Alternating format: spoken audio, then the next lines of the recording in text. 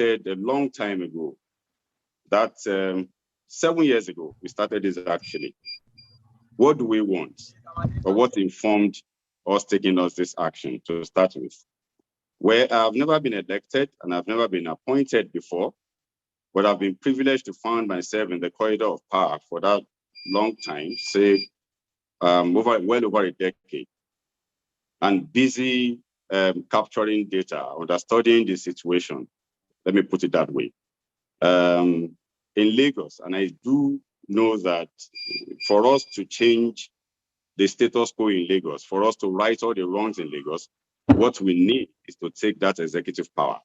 Or I do know that as young people, for us to get, the reforms that we've always been protesting for government to give to us, for us to get it done, no amount of protest will do that. We need to join the process and see how we can restore the power and do these reforms ourselves.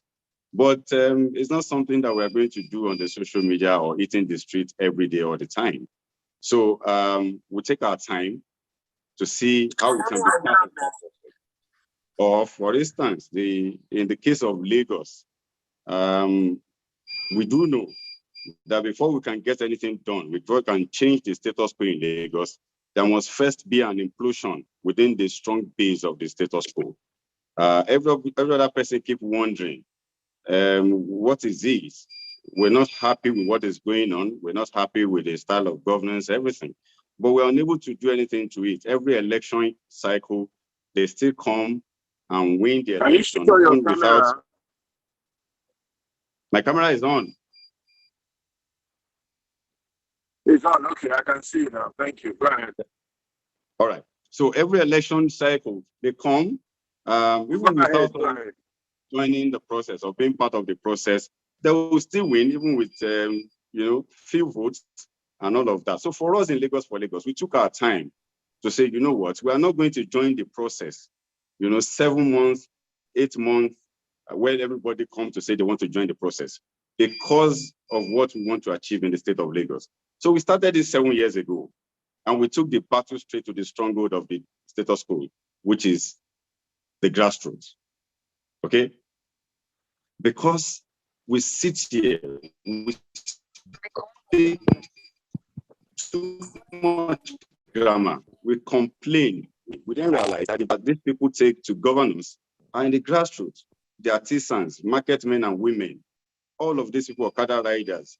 And every election cycle, they just go there and pick them, change the numbers, then they get what they want to get. And they start governing us, for another 4 years. And that is why you see that in the state of Lagos, what we have had is mere coronation. Somebody will just make a pronouncement. I've chosen XYZ, all of us will follow. And at the end of the day, this is what we get. What do you expect from somebody who never envisioned to govern? What do you expect from somebody who never even planned or prepared to be in office? Somebody that was just called upon and said, okay, you come and be. Of course, you can't but have a governor that would always require a second level approval before he can get something done. So we've seen all of this as lapses. Then we decided to say, you know what, we're going to join the process. But we join the process in that 7 months, 8 months that everybody will come on it, because we need to disrupt this narrative. So we started 7 years ago. How did they do it? We went straight to the grassroots. We didn't even play it on social media at all. We took the battle straight to their stronghold, and we make sure that we create the necessary implosion within that stronghold. After election, every election year, the moment they are done with election, they abandon these people to come back for them another 4 years. So our own strategy was the moment they were done, we moved into them. And we then turn ourselves to the government they see every time, talking to them, explaining things to them, opening their eyes to a lot of things that they don't even know. And we begin at that moment gathering these numbers, changing people's orientation. And when we're about to move, and I will say this again, you cannot do this from outside. You have to do this, you have to do it from within. That is why we started from APC, because I was of the APC before moving to PDP, and I'll come to that. So we were able to create that implosion. And when we were ready to move, because we knew that even if we win the entire structure of the party, we didn't the APC, we won't be able to produce what we want. And what do we want? It's beyond Jandor wanting to be governor. For us to right those wrongs, we must take executive power of the status quo. And that's the only way we can get it done. But you know, it's getting to a point where they'll say, okay, don't worry, we'll give you Senate, we'll give you reps, we'll give you this. Even as deputy governor, you won't be able to get anything done. So we got the numbers and we said to ourselves, it is time to move. And we're moving, we're now shopping for what party to go. Because I understand the nitty-gritty of this game, that it is structure that wins election. If you don't have structure, you can't win. And we then look at it this way, that if we combine what we have with that of PDP, then that will spell doom. So, of course, you see, you have their own internal wrangling as well. But if we're able to, pull through with that, we believe we're going to get this done. So, our choice of PDP first is because PDP is a democratic party. It's unlike where we're coming from. Where we're coming from, one man will just sit and make a pronouncement and say this is where we're going. Everybody just follow. Or if you take a look at what is happening within the APC as we speak, the nomination forms that they are given to the presidential aspirants, same with the gubernatorial aspirant, comes with a withdrawal letter that you will just, write that you're withdrawing, and you will have to go and notarize that. I mean, where's democracy there? But in PDP, you can come into the party today, speak to people, speak to the delegates, let them see your can-do ability, subject yourself to a very fair contest, and you can fly the party. So we joined PDP. So when we joined PDP, I went through to my okay. Let me interrupt you a little bit there. Let me interrupt you a little bit there, and I want you to speak to the issues of leadership in Nigeria, the challenges of leadership in Nigeria, the way you see Nigeria going, and what you think we should do. And I'm going to let you answer this question, and I'm going to hand over to my colleague, Sonny Enebi, to then take on the subsequent questions and then come back in a little bit later myself. Okay, so please answer that question. What are the issues of leadership in Nigeria, the challenges of leadership in Nigeria, and what should Nigerian people begin to do to make sure we get the right kind of leadership in this country? Okay.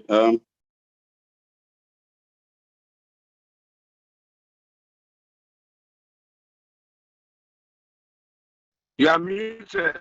You are muted. Please unmute yourself. Okay. Yes, obviously that's the only problem we do have in this country. Actually, our problem is basically leadership. I mean, not only at the federal level. I want to say to you that everywhere.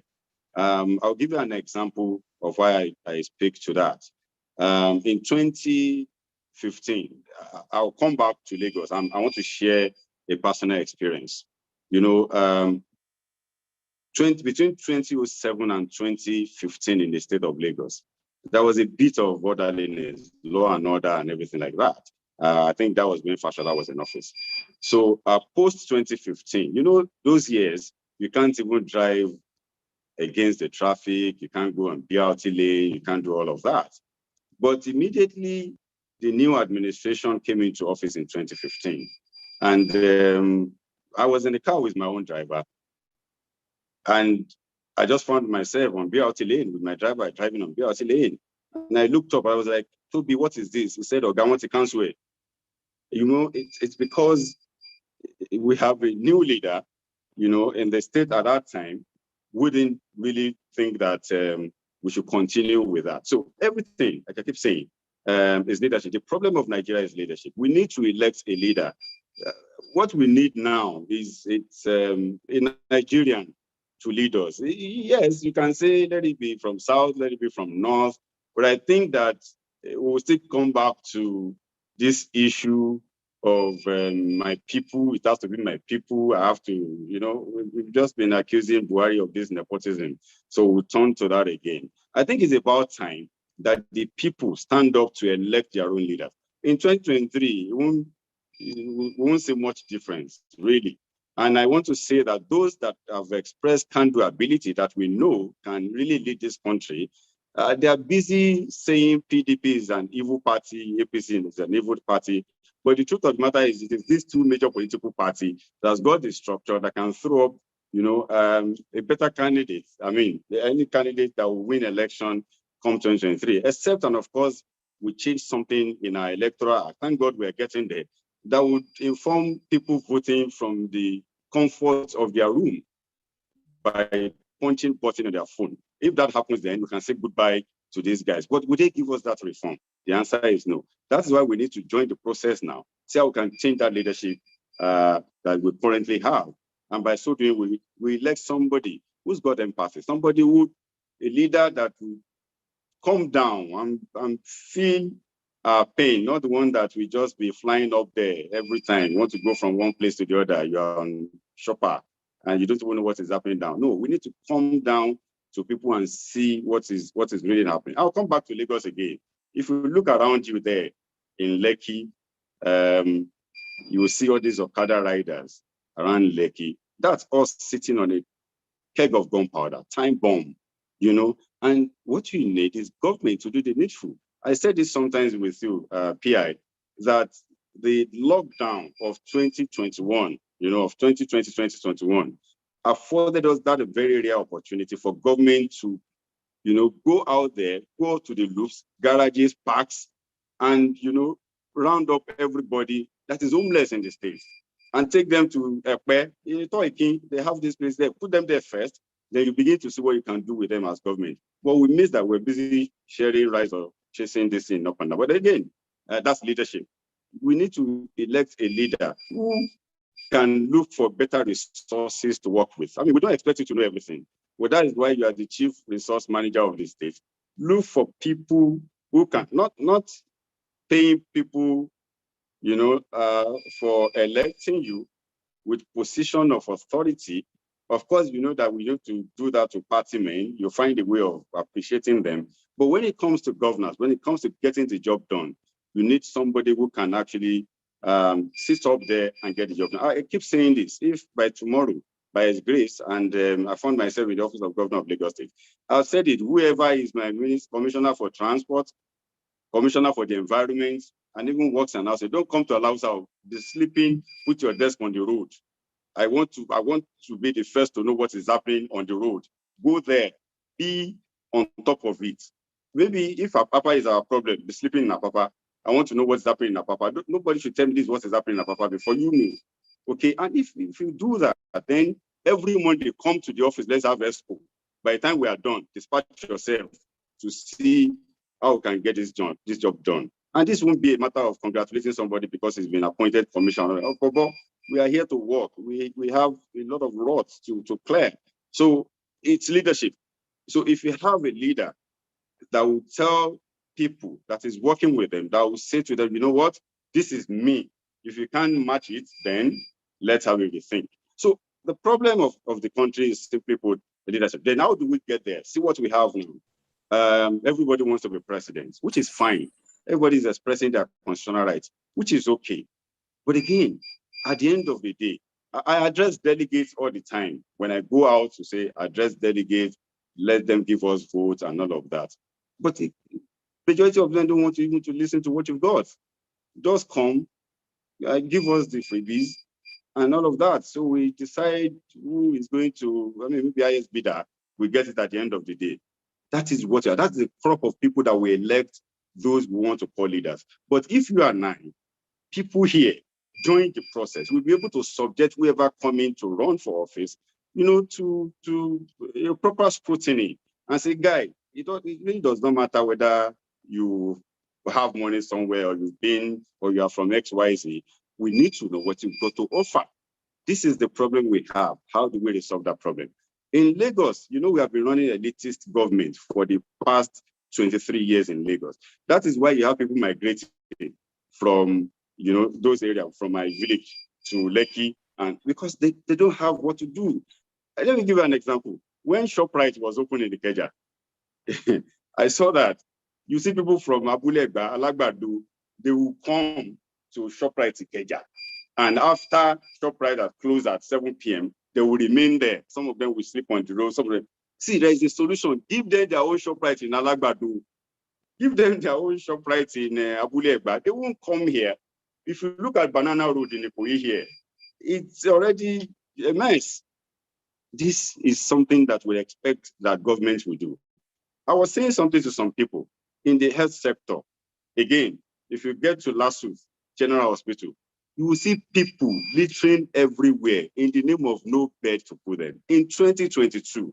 And I'm saying we will come with best a government where before you can transfer, it's automation. Before you can transfer any patient from your hospital to general hospital, you have to be sure there is a bed availability, pick it on the system, the same way you pick seat on the plane before they can go. If there is no space, keep giving that person paracetamol in your hospital until you have a space for that person, pending where we give more infrastructure to accommodate people. We'll call a place an emergency unit. Then what do you have? You still have wooden area reception. Somebody telling you, where's your card? We need to visit. It's an emergency. Clear this wooden area. No reception. Wheel them in. Get the job done. This doesn't require anything. It's just somebody to say, you know what, this is how we're going to be doing it going forward. But that's what we're speaking to. So to change all of this, we need people like you to be part of the process. People like you to subject us to say, guy, you want to be governor of Lagos, sit down. Forget whether you have followers. Forget whether you have this. What have we got to offer? We are the delegate to give you that mandate. But the delegate that we have today are the likes of my mother, God bless her soul, and every other person who will say, Omowani Joshi, and they are going with whatever it is. Let me just get to the market and dance for them. They will give me the vote to be their candidate. No, we need to do better going forward. But today, that is what we have to do. That's why you see that a political party will choose somebody of that nature as against person that is even more cerebral. You know why? Because the purpose upon which a political party is established is to win an election. And thereafter form the government. So if it's that man that can win an election for a political party, they are ready to give the man their ticket so that I can win an election. But we're saying we can do better going forward. So PI, I think our problem, is leadership. And I think the way to go is for us to be part of this process. Then don't let us tag APC evil party, PDP evil party. I said this to the young people. I said, if we inject the existing political party with our numerical strength, and if democracy remains that game of number, we'll outnumber them, we'll be able to take over and do the reforms ourselves. But what do? We sit down, we complain. I know when I started this, some of my colleagues are calling me only around. Yes, look at him. What does he want? They're abusing me. Okay, no problem. But again, consistency and being focused got us here for 7 years. I refuse to listen to them because for us, we focus on where we're going. We don't care who's not coming. And that's the most important thing. That's what has got us here. So we are at the point where we need to get on the balance for PDP. And the status quo is doing everything humanly possible for us not to get on the balance. Because they know that the moment we get PDP ticket, our job is three-quarter done. Because our tickets to run for that office of governor won't be your regular PDP versus APC election. No, it's going to be an election between a breath of fresh air and the status quo, because we represent that breath of fresh air. Thank you. Thank you very much, my brother Jandor. My name is Sonny. I hope you can hear me. Yes, I can. Hello? I can. Yes, please go ahead. All right, great. Okay, great. Very nice that we are able to connect again. Pastor will be joining us in a few minutes. He just entered the meeting. You have spoken very copiously about what you want to do with Lagos. I think a lot of people agree with you. And the issue we really want to find out is the vehicle you have chosen. You keep saying APC represents a breath of fresh air. But No, we no, have no, no, seen I didn't states. say APC. I said we. Sorry. Not the party, PDP. we. You. Not the party, we. All right. Our candidacy. All right. So you have just joined the party. And the question is, how much influence can you wield over the party, seeing that PDP itself is a formidable party? though they haven't ruled Lagos before, but they have people on ground.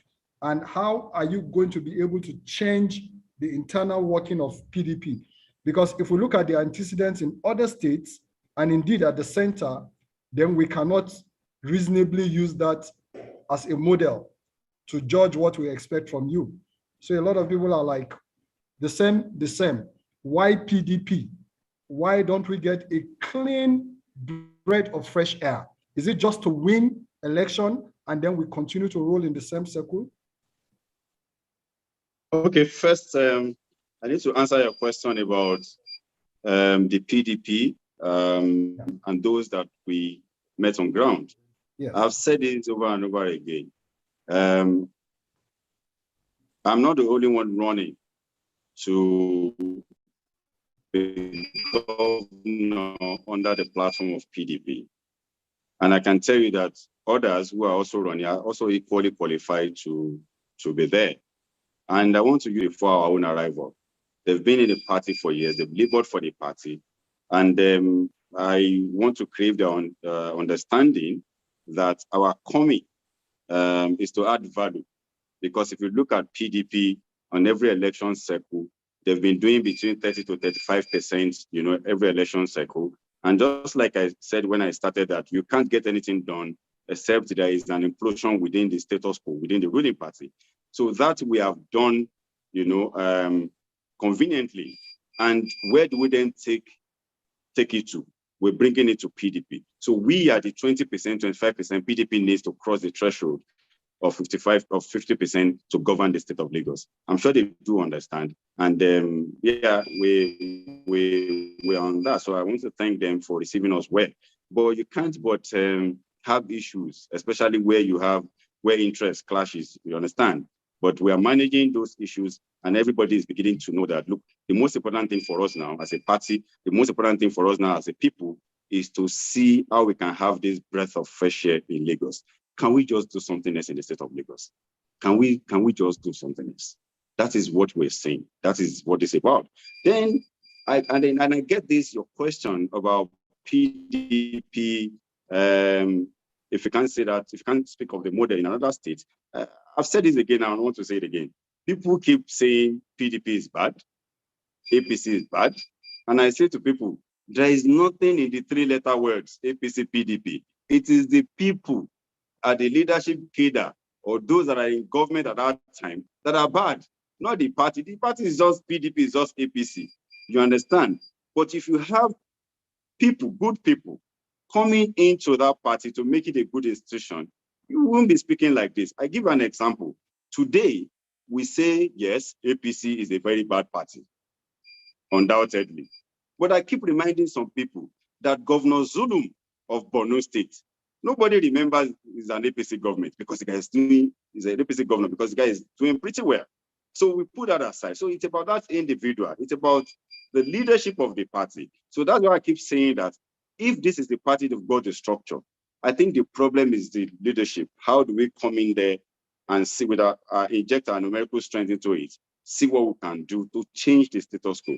So beyond the acronyms of PDP and APC, or beyond all of that, it is the people. So us now in PDP today, it's appear like a rebranding of sorts for the party, yes. And everybody is saying, okay, let's look at PDP again.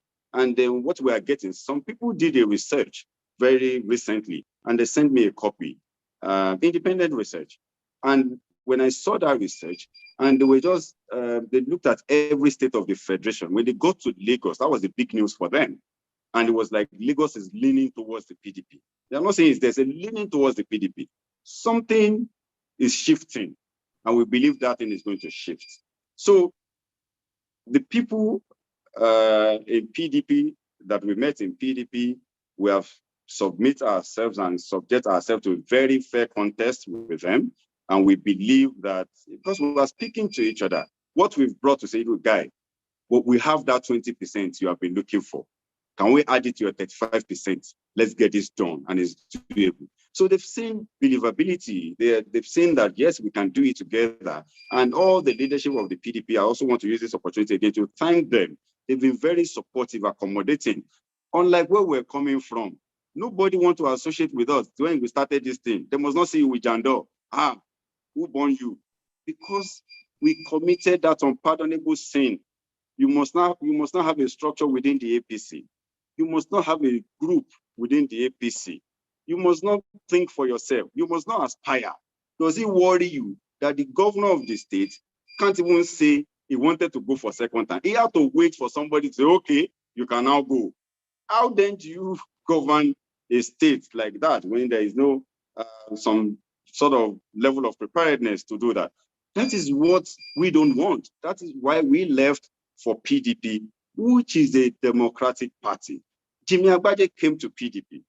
He picked the ticket of the party twice, back to back, where he lost the general election. So when I went to see him, some people were asking me, why did you go to Jimmy Agbaje that lost the election twice? I said, no, I went to the man that picked the ticket of the party twice, back to back. I sat with him. And today, he's working. How to respect the people, how to be part of them, don't lock yourself over them, let them see that you're one of them and things like that. And it's changing. That's something, you know, we don't have where we're coming from. Where we're coming from is just one man making pronouncement, jump, sit, don't sit down. But here, PDP is a democratic party, and we are here to win for the party. Because I said to them when I addressed, especially the members, I said, look, if you are of the opposing camp, you will know what it means to be in a ruling camp if LASMA catches your car on the road and you don't have somebody to call in Alausa. But if you're of the ruling party, there must be one man in your political world that has been, as a result of what they do within political circle, perhaps been given job in Alausa that you'll be able to call and say, LASMA you will know who to call in Yano Ojigbo and say, Omo Kenikoni. And that's me telling them, let's see the benefit of winning for the party, so that the faithful of the party can feel that they have government of their own. So PDP is the party that is going to govern the state of Lagos in 2023, and I'm going to be the governor. All right. We wish you good luck in your endeavor. Let's go to how the exact issues that are there with Lagos, because some will argue that since the people you are referring to have been ruling Lagos, they had a blueprint which they have tried to follow over the years, whether it's in the health sector, whether it's in infrastructure, and we have indeed seen some development from Bola Tinubu's era to Fashola's era. Ambode, we saw the roads and some of the blueprints as they were being enumerated, including the rail lines that are being constructed right now. And they are saying it's a process of time. We're going to complete all these things. So do you deny all these developmental strides that have happened, including the argument that they met Lagos IGR at 600 million, and today they have raised it to quite some handsome billions. So they have done well. So they argue that they should have the right to continue to govern the state. What do you say to that? Okay, so I'll take your question from the rear, and from there I'll go to the other infrastructural development in quotes that you mentioned. Yeah. Yes, it's true that what we hear every time, all the time, is how they've been able to raise Lagos IGR from 600 million to 45 billion on a monthly basis now. That's okay. That's the beauty of our state. But again, the question I want to ask, and that is what informed, our policy that we are bringing into governing the state of Lagos, is that this wealth that we go about tell you, can you see it on the street of Lagos? We boast to say we make this 45 billion on a monthly basis, and you can't see it. I'll come to some issues, but let me address your issues of roads, your issue of rail lines, and bridges, in Lagos. I am from Badagry Division. If you know where that is, Badagry Division has 4 local governments, and 4 in the old 20 and 10 in the new LCDA, which is Ajeromi, Amuwo, Odofin, Ojo local government, and Badagry itself, if you are going to use it for old 20. But if you want to use it at new 57, it's comprised of Badagry West, Olorunda, Ojo, Otoawuri, Iba, Amuwo, Oriade, Ajeromi, and Ifelodun. That's 10 in total. So if you go to that axis, you will agree with me that that axis is not part of the state of Lagos that generates over 45 billion naira on a monthly basis. If you also leave that place and go to the other traditional division of Lagos, like Ikorodu, you know, when you go to Ijede, Bugubayeku, Imota, all those areas along Ituah Road to go to Epe, then you would ask yourself, are this place part of the state that is generating that? The only part of Lagos that is working is Victoria Island, our Ikoyi, and part of Lekki, not every part of Lekki, part of Lekki that is working. Let me give you an example. Every year, or let me even use this current administration, they come and give us a budget of over 1 trillion naira on a monthly basis, and on a yearly basis, the fiscal year. And at the end of the year, you will see the governor coming to say that the budget has made performance of over 80% in terms of revenue and delivery. And you keep asking yourself, where are the deliveries? I'll give you in 2020, which was a pandemic year. It was the year we made so much money. Our IGR that year was about 418 billion, in 2020, as against about 398 billion that Ambode did in 2019 before leaving. Okay, so we had more money in that year. It was the same year that we increased our borrowing, from 900 billion plus to over 1 trillion naira. We had more money. At the end of that year, the reports are there. It was the same year that we were listed, we're not listed among 5 states in the federation that invested on capital expenditure. Where did the money go to?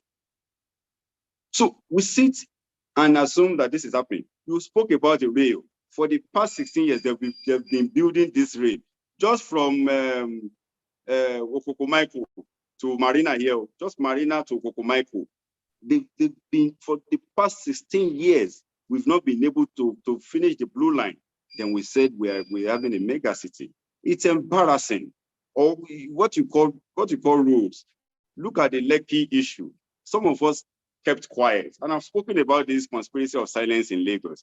This Lekki SCCI toll gate and the likes, the government of Lagos bought it back from LCC. Years back, while Ambode was in office as Accountant General.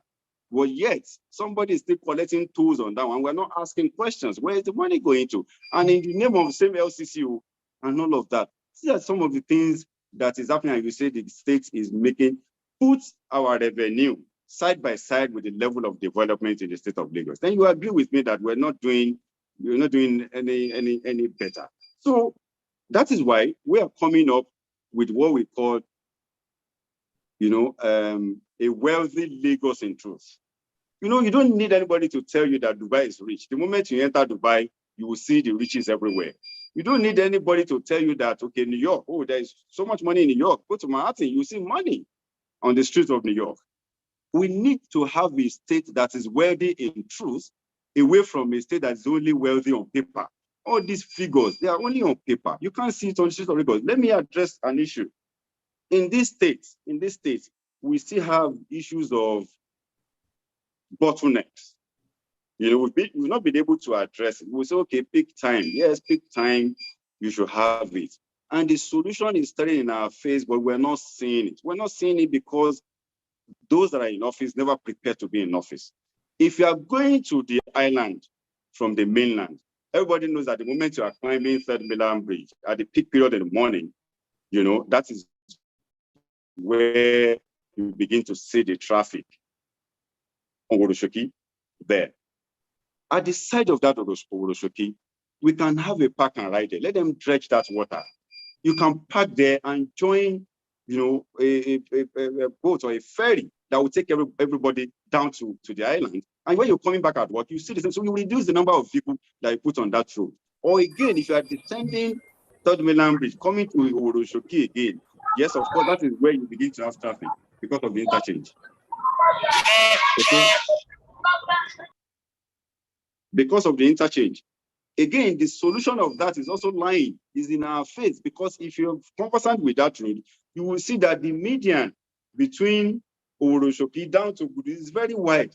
Can't we just close it? I don't care whatever you have underneath. There is a bridge that they put on water in London now, and all of us enter it and we keep saying this bridge is underwater. We can get all this thing done. Or should I speak about our coastline? That is revenue lying fallow in the state of Lagos. That stretch, you know how many kilometers that we know, it's just there. Somebody just built Atlantic City, and then that's all. If you look at that line down to Epe, go to Badagry, we can get a whole lot of things to do without even investing ₦1 of our money into it. All we need to do is give this enabling environment. So we are coming with a government that is business-like, not the one that wants to corner everything to themselves. No, we need to make sure business thrives. We need to make sure people feel a part of this government. In education, we have over 2 million out of school children in Lagos. 2 million. Why were they not in school? You said you are running a free education, and we are saying that you have to make it compulsory. How do you make it compulsory? You must provide uniforms.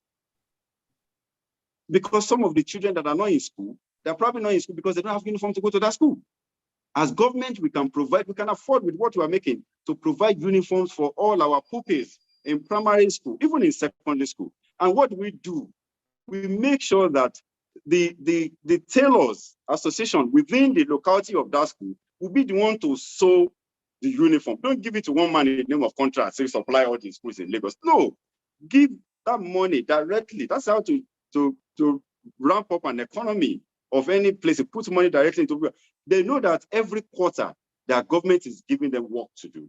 You will see everybody joining tailoring association. Before you know it, you will migrate that sector from, okay, Jandor, thank you.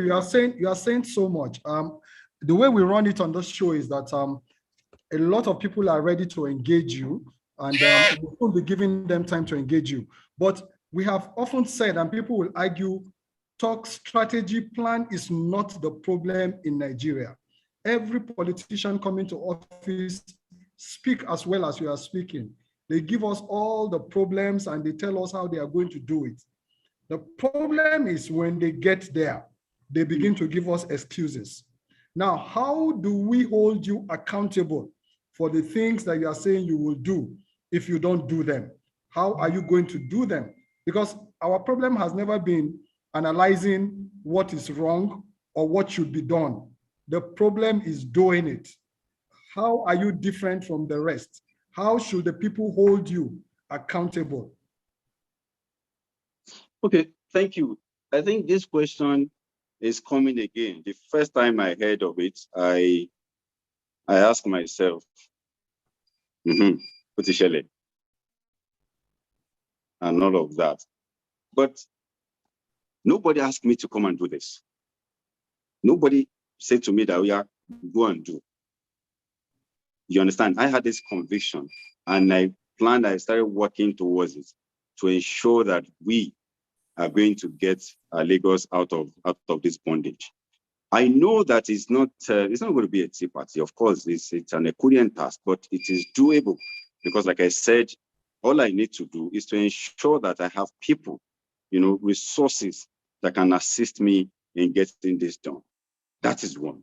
Then two, we are going to birth a government who would not mind who sources God in doing the right thing, even if it's going to affect my mother, even if it's going to affect anybody. We ensure that we come to govern, with people in mind. Whatever is going to be overriding interest of the public is what we are going to do. I went to Apapa. I took my time. I drove there over and over again. There is solution in Apapa, but we don't want to step on some toes.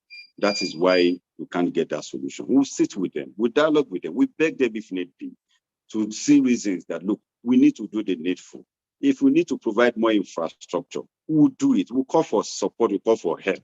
But if that is not yielding, as a government, we are going to do the needful to make sure that we get people out of it. So when they said to me that I can't be governor of Lagos except I go to see someone, and I said to them, I said, no.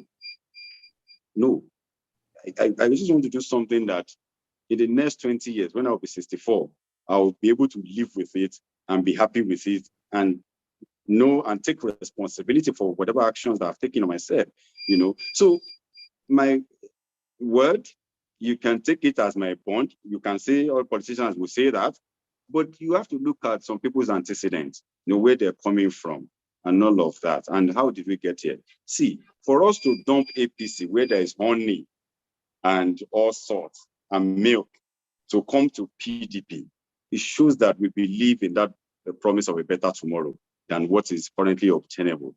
You understand? So, and we are like that. Many, I'm not just the one on this boat. I have equally young people who are driving this with me. They are the background. Whatever I'm doing here, they are there at the back saying, yeah, good now. You understand? I'm just the face of it. And I'm saying together, we will best a tech-savvy government in the state of Lagos. A lot of things is wrong and they do not require rocket science to fix.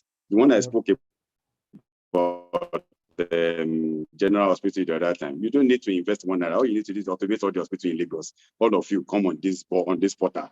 Don't send anybody to my general hospital except there is a bed space. If not, give that person paracetamol until I have a bed space. Or until I provide more infrastructure. Not that you just send somebody, that one will be on the road, no bed. Every general hospital, no bed. So these are the things that we need to put, and you spoke about blueprints of Lagos the other time. That's the problem I have with Lagos. We've been running what they called master plan of 1999 in 2023. And no governor can change that master plan. You know why? Because it was the daddy that brought the master plan. You cannot change it. So meaning that we've only had one head thinking for the state of Lagos in the past 23 years. That has to change. You cannot get anything done until somebody said, look at the Gerard building. That came down recently. The government of Lagos approved 15-story building for that. Somebody went to see somebody who said, continue, and he put another 8-story on it. Okay. And it came down. Okay, Jandor, we'll come to all this. Let's give our guests the opportunity to engage you and ask questions that are dear to their heart or what they want to hear. Because if I leave you as a politician, you can talk for the whole 2 hours and we may not get to ask the pertinent questions. So I will take a few of the participants on the program. They will ask the question, just try and note them down, and then you can answer thereafter. So I will start with Kenny Orororo. We have Igwe Bayo, we have Ikechi Ayo Iroche, and then we have somebody who is just a Zoom user. We will try to unmute you. We have Chinyere Oli Henrietta, and then we will take those 5, and after I will come to another 5. I will try. So just try to be brief with each of the questions because I have over about 10 people willing to ask questions, Okay, good evening, ladies and gentlemen. Kenny. Can you guys hear me? Good evening. Yeah, we are good evening. Yeah, good evening, Excellency Jandor. My name is Kenny. I'm actually passionate about Lagos like yourself. We've done it since 2015, 2019. And I've been listening to you for the past few minutes. You've spoken well. But I guess people want to hear more than what you're saying. We need to see you back your plans up with figures. Most people already know what the issues in Lagos are. We know there are no hospitals at the general hospitals. We know there are not enough hospitals. How do you intend to create more jobs, more beds, more hospitals? I need you to hear from you. Oh, there's 1 million people in Ituah local government, and we have X number of hospitals. I'm going to use XYZ to generate this. And the people need to see the practical stuff. And I'm happy you said you've sat down with Jimmy Agbai, which is very lovely. I'm sure would have shared with you his policy for 2015 and 2019. There's so much that you can tap from. that will actually change the face of Lagos. We know what the issue of Lagos is. We know how Lagos is not working. We need to hear how you're going to take, for example, in 1994, I have a very good history of Lagos Island local government. Lagos Island at a point in time had 50 million in a fixed deposit. In 1994, their jack, what do you call it, that they get from Lagos State government was about less than 6 million, but they were able to save 50 million. This was 1994. Can any local government in Lagos State today boast of having 1 million in the fixed deposit? Capital, no. So these are things we want to hear. How are you going to make the local government work again? How are we going to make the guys at the grassroots feel that they actually have a local government, not a decorated one that we have now? Thank you, Mr. John. Okay. Ighodalo, you can unmute yourself and ask your question. Just note that question. Thank you very much, my brother. Good evening, everybody. My name is Bayo Akitonde. Without taking much of your time, 2007, I contested, I left the ruling party of Lagos to contest for councillorship in my ward, Alimosho, and we did a lot of groundwork and all that. And guess who sold us out? The grassroots people, the same people we were working with and doing a lot, trying to help, and they are the ones that sold us out. My question is this: how do we reach out to the grassroots to change their mindset, to make them understand? Because a lot of us here are elite. I know what the elites do. Getting too close to the election, a lot of people will get their passport, their children, and leave the country. But the grassroots people, they will stay behind to read, to count, to do whatever to get their candidate in. How do we get across to them? How do we change their mindset? I spoke to a particular woman the other time. She said, they all use people, all you do now to speak English, to speak. Once they give us Ankara, we are ready to follow them. How do we change this mindset? How do we work with them? How do we make them understand that there is more than just 5,000 and Ankara? Thank you very much. Valid question. Thank you very much, Bayo. Valid. Ikechi Ayo Irochi. Valid question. I'm sure Jandor will answer all those questions. I think, can you hear me? Yes, we can hear you, sir. Yes. Jide Jandor. Yes, sir. Unfortunately, my face is not showing. But when you started when you started your conversation, you said you were in the corridors of power. You are part and parcel of the Tinubu dynasty, if I may say so. Now you are in the corridors of power. Jandor, I know you personally. Okay, let me. I know you. You are talking. In politics, you see, you will listen to views from people. I knew that you bestrode Alausa like a colossus. You were getting jobs from this state government. I know very, very well. Well, my question is, at what point did you consider it necessary for you to fall out with this particular government? Because you were benefiting from this Lagos state government. I am not a politician. I don't have a party card. I don't belong to any party, neither PDP or APC. Okay?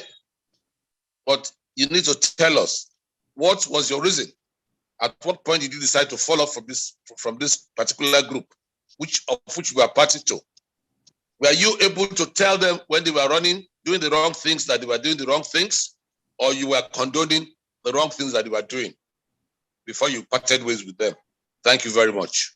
Thank you, sir. Valid question. We'll take one more from Chinyere Henrietta Oli, and then after that, we'll come to the next set of questions so that it doesn't get too many. Chinyere Henrietta Oli, ask your question. It's Chinenye. Chinenye, sorry, Henrietta. Yes. Oh, you know me better as Henrietta. That's okay, but I want to be known by my local name. Okay. Anyway, so it's great to see a young politician throw his hat in the ring. It's exciting. But contesting under the platform of the PDP tends to make me think that you will continue where the people that we are trying to run away from stopped, because you will be tutored by them. You will go by their principles, written and unwritten. I also see I also see what the Banky Wellington, he tried with a new party and failed and decided to join the old bloc. Why are you all joining these people that Nigeria should run away from? I thought that the younger people who are interested in politics should have taken advantage of the NSAS movement. Fine, the NSAS movement was scattered, but you people have the gadgets to rally yourselves together. I'm above 50. So when I say you people, please forgive me. You people have the phones to rally yourselves together the way you rallied yourselves together for the NSAS that is world acclaimed as a successful movement that many countries, both Western and Africa, want to emulate. I thought that people like you and Banky Wellington would have leveraged on that movement, considering that Lagos was the epicenter of that movement. The area boys have smartphones. The days you don't see them physically, you can mobilize them through their smartphones. Why do you want to go back to where people like me want to run away from? I was sympathetic to PDP, but I no longer am, because they are the same thing as APC. Why didn't you people leverage on the NSAS movement? That's what I'm saying. Form a political party from there and move Nigeria forward. Thank you, Henrietta. That's good. Okay, thank you very much. Jandor, you've had all the questions, and I will allow you to take this first set of questions. Thank you very much. Please be very frank and honest with your answers. I would take this question from the rear, meaning that I would take from the last one to the first one, if you don't mind. My sister Chinenye, if I get that correctly, spoke about why we are joining PDP. I think I hinted on this earlier on, and I will expatiate on it again. Except we just want to continue to pretend. With the current electoral act that we have, PDP and APC will still be the party to beat. That's on one side. On the other side, you have tagged the party the evil party. Yeah, because of the fact that they've been the one running the country the way it is. I totally agree with you. But just like I said earlier on, why do we keep making it about that three-letter word, PDP, APC? It's about the people that are there.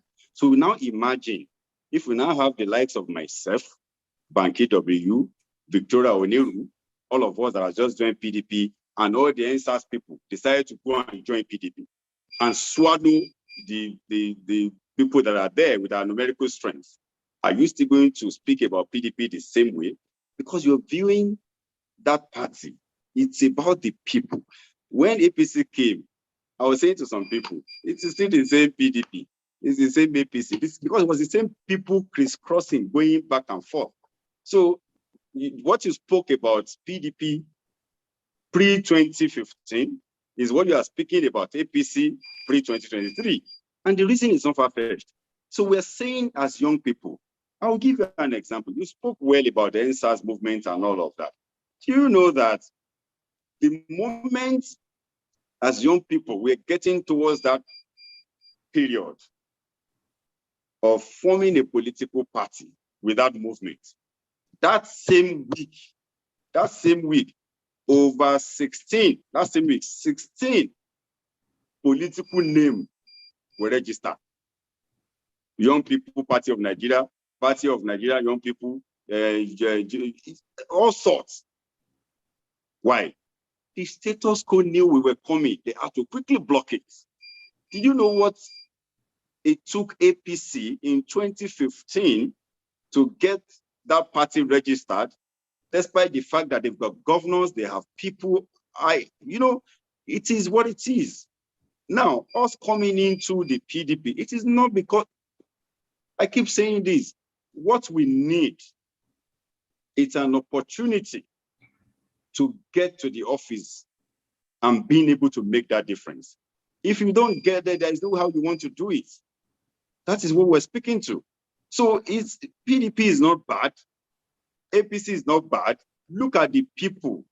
Look at the people overseeing that party. Maybe you can speak about it's about the people. So now you have a Banky, you have myself. We have a couple of young guys in PDP today who have just joined the party. And do you think it's still going to be the same business as usual? Because our own thinking is quite different from what it used to. I mean, so we make a lot of difference. Knowing fully well that we can't even make any headway until we get this. Let us join the process with our numerical strength. Let us take office. All those reforms that they have refused to do for us, then we then do it. That is it, because it is us that understand that we need that reform. They don't even understand that they need the reforms. So that is that, if I answer that correctly. And my brother that spoke about if I was part of the power, if I was part, and that is taking me to, because the way you sounded, and now aesthetic it to be okay, perhaps, you said you are not a politician, perhaps is one of them, because what you do is, what is left for you is to also call me an ingrate, the same way other people that have been declaring for president are ingrates because they grew up or they ran through some out of that. But let me tell you, sir, I have never been appointed before. I have never been elected before, if you understand. But I have been in that corridor, rendering my professional services, okay, and being paid for that services. Nobody has done me any favor by so doing. I have been in that corridor, assisting them with policy, okay, as a consultant. And at the same time, I was seeing all those things. I was like, no, things can't continue this way, okay? And if you ask me, just like you said, did I say to them when I was with them? Yes, I did. I started this struggle within the APC. I was the first person to commit that unpardonable sin of you not having your structure, because everybody must rely on the structure of the daddy of the party. But we put up our own structure because we want to be free. And they did all sorts with it. We were the one that organized parallel Congress from world to state level. There is no politician in the APC, within APC, that family, that has dared what we tried. So I need to let you know. So first take that. Don't count me as those that have been a beneficiary in that. No, I rendered my professional services, which I was paid for, and it's my right to get that done as a Nigerian, and more importantly, as an indigenous of the state of Lagos. So that is it. So if you pick all of them to say, oh, why is Jandor doing this? And it was beneficiary. I didn't benefit nada from anybody, but rather my government, the government of my state of birth, you know, I rendered my services, which was paid for as a consultant. So check, I've never been appointed. I've never been elected. I didn't even work with Tinubu directly. Go and check that record. I never did in terms of my consulting job. So that's that. So we are doing this because we believe we must have a change in that culture. So I'm not an ingrate. I'm simply pursuing my ambition, even though it's not a lifelong ambition. Now, a question by my brother Ighodalo, who spoke about, he said he ran for councillorship and the grassroots people saw them out and was wondering what is happening to us elites in doing this. I'll give you an example. When we started this movement, we created different layers of structure to appeal to different, demographics. What we did first, we set up what we call it, Ibile Eco Forum. We set up what we call Eco United, and we now have a team Jandor. You see, the Ibile Eco Forum, what it was doing was to just rally around all sons and daughters of Lagos. You know, they're going with that sentiment to wake them up, that you wake up. The Eco United is for the elite, my friends that want driving that, those in the formal sector, those in the organized private sector. Their agent is speaking to themselves, speaking to each other, going from offices and calling meetings with the guy, you know what? Let's give an example to ourselves. In 2011, when Fashola had a re-election, he won that election with 1.5 million votes. That was about the only time Lagos elite stood up and said, you know what, we're going to support a government they believed did well or was doing well at that time. And after that election, they went back to sleep. That result nosedive when Ambode came. He came with 800,000 something votes. It shows that within that circle, there is this 700,000 votes. And we now decided to set up a poll united. So let us look for them. We know their problem. Their problem is, look, they've changed location. They don't even know how to go and revalidate and move their PVCs. We're assisting them. Second one, they don't want to be part of it because, hey, they're comfortable, so they can work and earn their salary. They don't care what is happening. We need to sensitize them that, look, if you don't join this process, this is what is going to happen. We have left the selection choices to artisans and traders, with all respect to them. And we've left it. So these people will now vote and choose for us a legislator, a governor that will determine how we live in our environment, that will determine what's the education policy given to our children, that will determine the kind of health, policy that we get. So these are the things that has happened. So in that grassroots, we have done a whole lot to sensitize the grassroots. And I'll give you an example. When we started our movement in 2020, some of our colleagues in local government, there were 7 in local government at that time, they were suspended from office for doing Lagos for Lagos. The government of Lagos suspended them across the local government. These are supervisory councillors who are earning over 160,000 naira monthly with Toyota Corona as their Toyota Corolla as their, what's it called? Toyota Camry, yeah, as their official car. So they were suspended. So this guy came when they got that suspension letter for doing Lagos for Lagos. They came to Liberty Place and we sat down and I asked them, what are we doing? They said, Oga, we are going back to resign and to do this. They went back, they resigned. And they joined this process and they are still helped today. That is the amount of orientation that we have done in that they forfeited that thing. They left their comfort zone to join us. They left that certainty for uncertainty. So we're still doing more of that. And today, you saw what happened January 21st this year. That was the year we moved from APC to PDP. We stormed Tafawa Balewa Square with over 40,000 of our supporters from APC that will move to PDP. That's huge. In Lagos. You're muted. You're muted. Unmute yourself. Jandor, unmute yourself.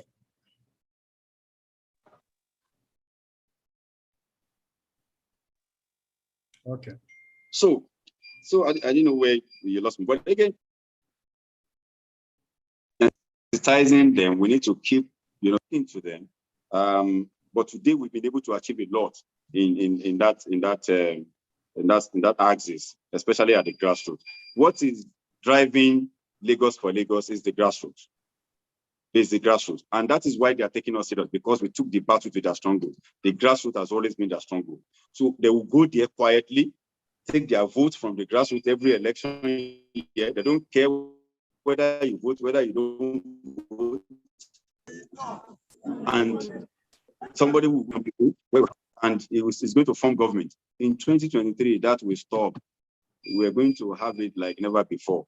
We're ready for them. Thank you very much. Then there is another question. I think the last question now was talking about how do we create more jobs? How do we create more hospitals and something like that? I would say it's unfortunate that in 2023, we'll still be campaigning with give you good roads, we'll give you this, it's so sad.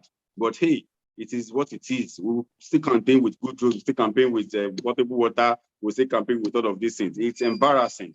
But again, what are we going to do? But let me give you an example of how to create jobs. Those that taught me economy would say that government, the job of government is to call 10 people in the morning. 10 people dig a hole here. They will dig a hole in the morning. They will close in the afternoon. In the evening, you call another 10 people, come and close the hole. They will close it and pay them, and they go. The job of government is to do what? Create that job and enable the environment for people to be able to thrive. I have a policy that I'm driving that will say we're going to drive, especially in road construction. And we're making it, a policy of ours that if I give you, take for instance, say, do a Ikotun to Yanosolo under Bridge Road, for instance. Condition upon which I'm going to give you that job as a contractor is to ensure that over 40%, at least 40 or 30% of those that will be working on that axis are drawn from that community. I mean, even if they are not expatriate, there are other jobs that you can give to them, that you can get there to co-opt them as adults to work on that, so that it won't just be road that we're giving them. When the road construction are ongoing, we'll create some jobs for people to see and do more in that economy. There are a lot of ways that government can create jobs aside from saying employing people. We don't need to employ people. What we need to do is to create that enabling environment. See, we spoke about infrastructure. This railway that they have been building for the past God knows when, going to 16 years now, just from Marina to Kokomaiko, that is not done. Do you know how much job that thing will create? I mean, if we're able to put it up. So the one I spoke about Iyanowuru, do you know how much job is going to create if you're able to dredge that water, create a park and ride in that place? Because a lot of traffic are going in there. Government don't need to build that park and ride structure. Give it to somebody who will build, operate and pay government their dues and none of that. And Ambode started that project already. I'm speaking about what is not there. Okay. I'm just saying, do you want to revive it? Because we see the space that has been dredged already. That's what I'm saying. It is not there. So we just have to put it there. By the time we get to office, okay, if they have started, let's say the fund, where are we on it? But we can see something that is not there as we speak. All right. Okay. Continue. And that is what is going to happen. Whether somebody started on that, but it's not there. Like the blue line, we celebrated a few days ago that because election is coming, it is not there. It has to be there. The 10-lane Badagry Expressway, it's been abandoned for years. It's not there. It has to be there. There are a lot of these things that we need to bring back. Those are things that will bring about job creations and all that. Then how much work have you done? Do you know what fintech is? I mean, this is Lagos. Do you know what fintech is bringing now? How much, enabling environment has government created to have young people do more in that sector of our economy? Things are changing. But again, if you're running a master plan of 1999 in 2022, that is what you get. All right, thank you very much. I'm sure the engagement will continue outside of here. What we try to do is bring everyone that want to contest and really interrogate their ideas, their capability, their skills, and what they really want to do. And that's what we do on this platform. Some of your supporters may be here. Again, some of your foes may be here, but it's all good for the betterment of Lagos State. So we'll take the next set of questions. Quadri Adukende, I don't see you anymore, but if you are there, I think you are next. But if not, we have Oluwayemisi Susan, and then after her, somebody with the Infonex Note 11. Then Benga Ogunleye, then Oluwafumilayo, Ajani To Mori. I think we'll take those 5, and then we'll take the other 5 from Dapo Abiodun, New Breed, Prince Lasun Adede, and Oyinade. So we'll take them in 5-5 so that the questions will not be too clustered up. So if Quadri Adukende is around, can you unmute and ask your question? If not, Oluwayemisi Susan, you can go ahead, unmute yourself and ask your question or make your contribution. Good evening. Good evening, sir. Good evening. Good evening. Hello, can you hear me? This is Yemisi on the line. Hello, I'm here. Can you hear me? Okay. Go ahead. All right, Yemisi, just hold on a minute. Is that quite my name is Quadri Adukende. Okay, go ahead, sir. Yeah, good evening, everybody in the house, gentlemen and ladies. Good evening, Jandor. How are you, my brother? Yes. Me, it's not questions. I just want to suggest some things. I don't know if it is allowed. Go ahead, sir. By the grace of God, you'll be the next governor of Lagos State. And Amen. then not just praying alone, prayer, we need to come together. I'm from Lagos, I'm from Ekpe, I'm from Badu Isale in Ekpe, Lagos State. So when we are talking the son of the soils, the Lagosians, the indigenes should come together and support one of us. It's high time we take over Lagos from these people. And not only that alone, by the grace of God, when you come in the area of job creation, you've been saying a whole lot about how you want to do it. But I would still suggest that when you come in, local government should be your priority. When you work with Lagos local governments and you give them some form of support, issue of job creation or unemployment will reduce to barest minimal. That is number one. And another thing is security in Lagos. It's not just by creating a vigilante, or you need to make use of artificial intelligence. It's high time. Lagos is not just any state alone. Again, artificial intelligence whereby we make use of drones that will move around 24 hours, that will be controlled in your office. That is another thing I want to talk about. And then this issue of Lekki, part of our land was taken by Tinubu administration. The land that belongs to my family. These are some of the things you need to look into when you come in, because they just created Lekki free trade zone, even where the money they collected, where it went to, nobody knows it. So it's one of the things you need to look into. Some of this family, their lands were taken and nothing happened up to today. So these are some of the things you need to look into when you come in. By the grace of God, we are in support of what you are doing and we are ready to vote for you. I'm from Ekpe, and you should know what I'm talking about. We are going to vote for you by the grace of God. Thank you, sir. Thank you. Okay, thank you very much. Sorry, Oluwayemi, you can continue. So sorry. Unmute yourself. Okay. Good evening, sir. Good evening. Now, my question is, aside all the things you've listed that we're going to do when voted into power, are there projects that you've been engaged in that people see that can really motivate them? That, okay, Jandor 2023 has done this, has done certain projects, we've seen it, and we can really count on him that when he's been voted into power, he will do more. Like, let me cite some examples. Like in our area here in Surulere, the APC are doing.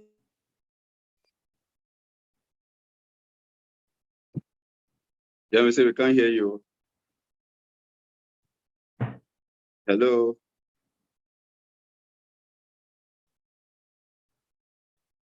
Hello. Hello. Now, can hear you now. Can you hear me? Hello, can you hear me? We can hear you now. Yeah. Go ahead. Yeah. Okay.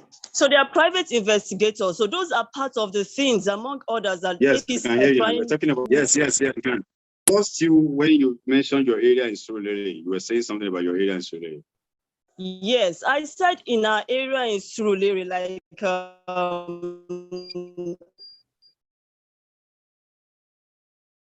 only for us to get to know that they are not lunatics. They are private investigators that see what is happening and give people, give the security people, like the police and stuff, they give them feedback so that they'll be able to detect or know what is happening in that area. We got to know that it's APC that is like trying to, pull people, pull crowd. So many of those projects that they have done that we can physically see. It's not just about we will do this, we will do that. There's some things that you have done that can challenge people or motivate people to say, oh, yes, he has started it. He will do much more when voted into power. That is one. And two, do you have plans for youth? Like the grassroots youth that are knowledgeable? Do you have plans for them if voted into power? And the third question is there any act or means of impeaching people in power, probably the governors, the president, or blah, blah, blah, people in power that are not really acting. They have promised, they didn't deliver. Is there any power to be able to pull them out or put an end to the way they become a kind of a pharaoh on us? And that is it. Those are my questions, sir. Thank you very much. Let me see. Infonex note. Infonex.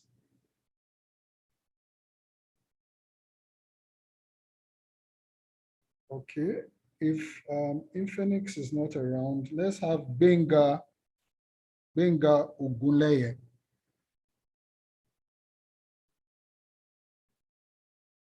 Unmute yourself, Benga. All right, good evening, Mr. Sonny. Yeah, good evening. And good evening, Jandor. Good evening, sir. I would like to commend your conviction and what I call your audacity to challenge the status quo. Average negotiation knows that the government, the ruling party is not doing enough. And there is need for the change that you profess. I have an observation regarding 2019 election as regards freedom to vote. A huge number of negotiations, particularly the non-indigenous, the non-Yoruba speaking negotiations in Oshodi Solo, in Namuwo Dofin, in Ajiromi Ifelodun, and part of Ojo, were literally prevented from voting because, of course, it was obvious that they will not vote the ruling party. It was even so much on the social media out, and the NURTW guys were unleashed on the people. Daylight, ballot papers scattered, people beaten, just to ensure that they do not vote for the opposition. What are you going to do to ensure that negotiations, of course, I know you are not the party in government, but I know that there could be way around it to ensure that people are allowed to vote. Number two, education. I would like to listen to your program on education, most especially primary education. Average Lagosian is not proud to have his children enroll in the public primary school again. They would rather prefer to go to a ramshackle private school where they will pay 20, 30,000 than to go to the public school. They have lost hope, lost confidence in the public primary school. If you see anyone who have his children in the public primary school, it is simply because they don't have an option. They could not afford to pay legal tuition fee that is being paid in the private school within their vicinity. What is your program? Can you please talk to your program on primary public education again? And lastly, I could see that Lagos State is not really doing much about tourism. If we can have 45 billion without doing much on tourism, I think that is another cash cow that is yet to be focused. What is Jandor government come 2023 going to do about that? I'm part of the people that believe that you are winning 2023 for sure, by the grace of God, and we are also going to do our part. But please, can you just speak to this line of thought? Okay. I wish you all the very best. Thank you very much, sir. Let's take one or two more questions and then you will answer that. Is Olufumilayo, are you still around? I can't see you on the Olufumilayo. Okay, if Olufumilayo is not there, I'm around though. Okay, sorry, go ahead. I'm around though. Okay. Good evening, sir. Good evening. And good evening, ladies and gentlemen. Yes. It's nice. This is the first time I speak on the forum, but I've been a member since the foundation days. I want to say a short story. In 1998, we had these things that are coming up today. A lot of us did not see them in 1998. We had an NGO then, Women Awareness Organization, and we tried to sensitize at least the Lagos crowd about the need for everybody to try and participate in politics. We had a town hall meeting at Nigeria Institute of Nigeria Institute of International Affairs in 1998. And we invited the would-be representatives, the governor's representatives, the House of Rep and things. That day, you had the Victoria Island people, Ikoyi people, and then we had the market women. To the chagrin of so many people, Mrs. Iruku, Mrs. Okuno. These boys came in the Babarigas, and they were saying, hello, good evening, honorable, good evening, honorable. It would have been an indication for us of the intention of their so-called leader, that he was mobilizing the semi-demi illiterates, the grassroots and things. They were in. So I told the crowd, I said, you lettered people, say the people are going to make laws for you. Be aware, be awakened. That was in 98. The come has come to become. As of today, the illiterate and the unemployed constitute 80% of the voters. How do you mobilize them? The luck we have is that 20 years has shown that both the PDP and worst APC have failed politicians. But excuse me, sir, Mr. Enebi, we cannot sit in this forum alone. All of us have part to play. Mr. Jandor, I'm happy you are doing some work in the other states that constitute Lagos State. I'm the wife of a Lagos State woman from Agbawa, the late Senator Adeyega Ajayi. But the point is, these people this man has gone so deeply into them. We have to convince them.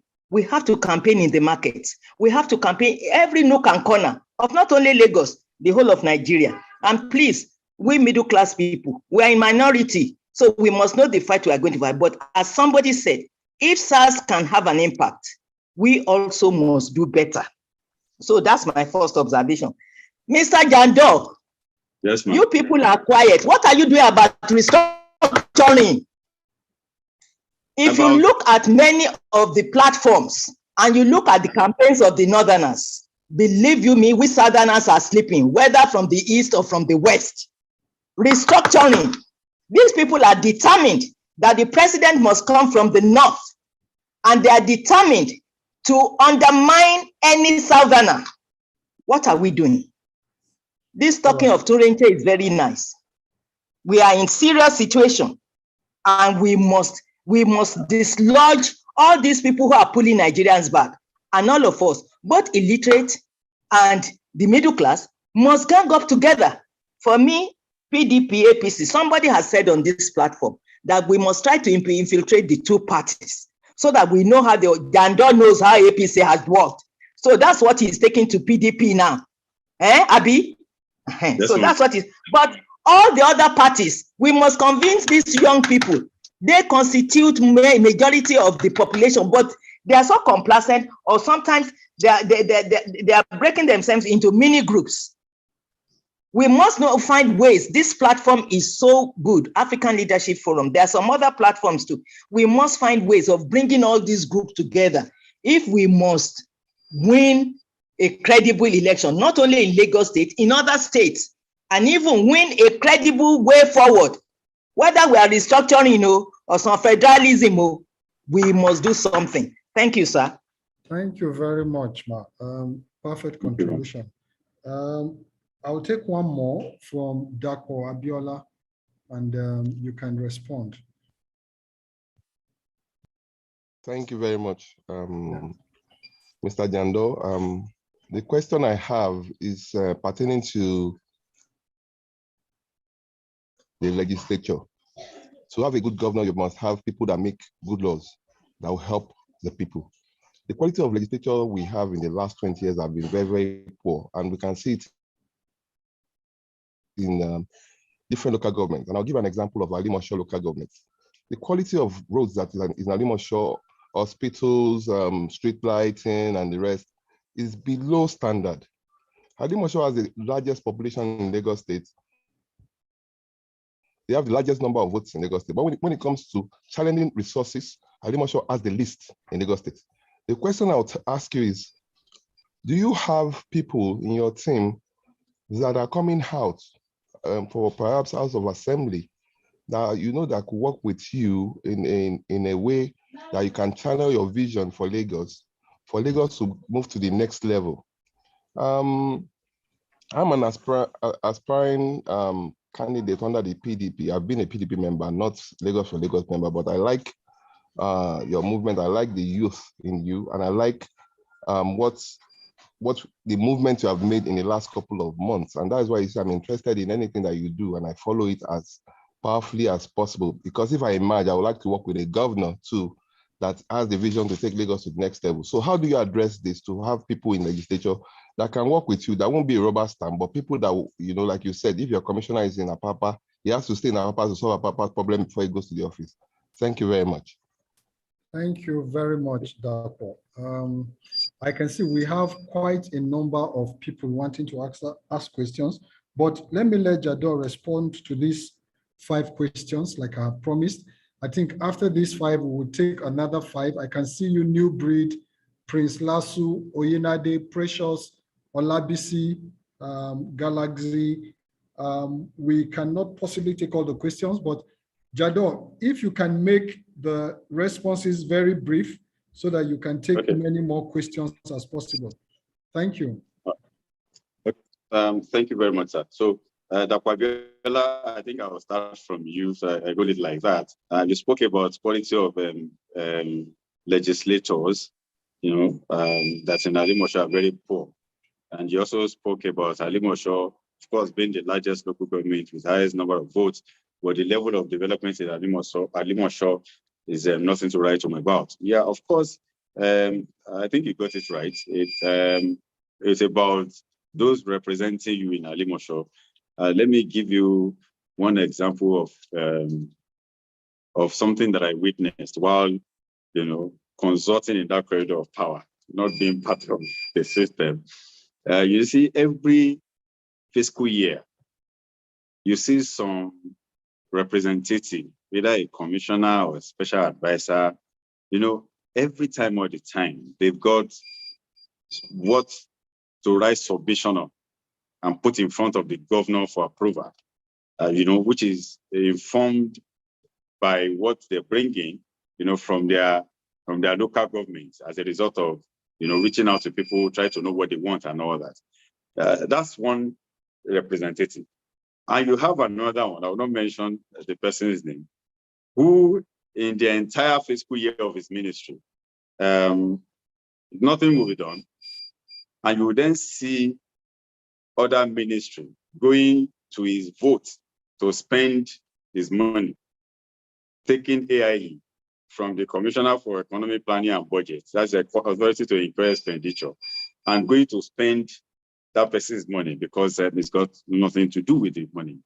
And taking environment and all of that, taking the money off him and use it for something else. That is the quality of representative they got in that area. So it's about that individual, it's about that. Now, if you ask me, yes, if I'm giving that selection choices, of course, I'll do the needful. But I don't even have that selection choices. Let's use your Alimosho, for instance. I'm at the mercy of the leaders of Alimosho to give me the delegates that will turn me into a candidate. Can I, at the same time, go to them and say to them, it is this person you should give me for assembly, don't give me this person for assembly? Knowing fully well that this game, as far as they are concerned, it's about their interest. Many a times, they don't look at, the bigger picture. But we're getting there, we're changing it. That's why I say PDP is different from APC. In PDP, the people are now looking, they're dropping their personal interest for the interest of the party in deciding which one of these, contestants that we have here can, do us proud if we support them. And I've seen that across all the local government. But rest assured that in 2023, we'll parade, legislators that understand the nitty-gritty of their assignments and will make all of you proud, make Lagos people proud. And I pray you are one of them. I pray if I have what to do, I will try my best possible to get it done. So that's about that. And so Funmilayo, thank you very much for those words that are sweet to our ears about what we need to do. And I mean, you spoke about restructuring and talking about the Northerners and us here. What are we doing? Unfortunately, my being around for a while opened my eyes to so many things. And I will speak to it. You see, in this part of the world, what we do is that the moment we're out of school, all of us want our children to work in MTN, Standard Chartered Bank, all of those things. But up north, they want those people to join the public service. We all read a story of the son of former emir of Kano, Lamidi Sanusi, who joined the police. You know, probably earning less than 100,000 or 50-something thousand as a graduate, but goes to work with because they are preparing that guy, you know, for that position that you will never see us if they stretch the line like this. You won't see us in top 10. You know, that is why every time you see them in public service, the amount of permanent secretaries that are from the north, you know, it's because they understand this game. For us, we would rather leave that public service work of 30, 40,000 and go for MTN work of with no security, with, you know, so that's why they are structured. They understand power. They know what it is. They've prepared themselves. Look at what is happening on two party lines. I don't think we should be fighting over it. Should be us. It shouldn't be us. It should be them. It shouldn't be them. But again, it is what it is. But if you don't join that process, you won't get it. I want to believe we're all up and doing now to see if we can right some of these wrongs that you spoke about. So and for the grassroots that you mentioned earlier on, Ma, you see, it is a deliberate policy of the ruling class to ensure they don't get educated, to ensure that they don't even know anything. That's the only way you will see them. Tell them to sit down, they will sit down. Tell them to stand up, they will stand up, because they know that their daily earnings, you know, is with you. And that's about that. But we're doing a lot to change all of this. That's why I mentioned to you the experience we had in 2020, where they suspended some of our people. They didn't go to beg. They thought they've suspended them. The next thing is for them to go and beg and say, oh, please, we'll jump Lagos for Lagos. We won't do. No, rather, they resigned to join Lagos for Lagos fully. And today we are still together on this journey. We moved to PDP together and across the local government. Yeah, Benga mentioned two things, spoke about the non-Yoruba speaking who were prevented from last election not to vote. I've said this before, and I'm saying it again. We were coming from the status quo. We understand this thing. So what you spoke about that happened in 2019, we were part of it to win for our party, but now we're BDP. So let's see how we will match each other when it gets to that level. So that's what we call implosion. So all the tools that they use in getting it done, they've moved to PDP. I'm not saying I'm one of the tools. I'm just saying so that you know what you've gained in PDP. Then the second question, they spoke about public primary school. Yes, it's unfortunate that people would rather send their children to a mushroom school down the road rather than taking them to public school. And it's not that some of these mushroom schools are even better than the public school. No, but it is trust issue. It's now a trust issue. We need to restore that because it is public, you know, it can be bad. And how did we get there? What you see now in our education sector, which is supposed to be the most important sector, is that those that cannot be admitted or those that cannot get work inside, it is those people that you see going to go and do teacher. SSC order to go, you know, because, and that is what you have across. So we're moving from government giving us block works in the name of classroom, and they call it achievement, to content, you know, to content.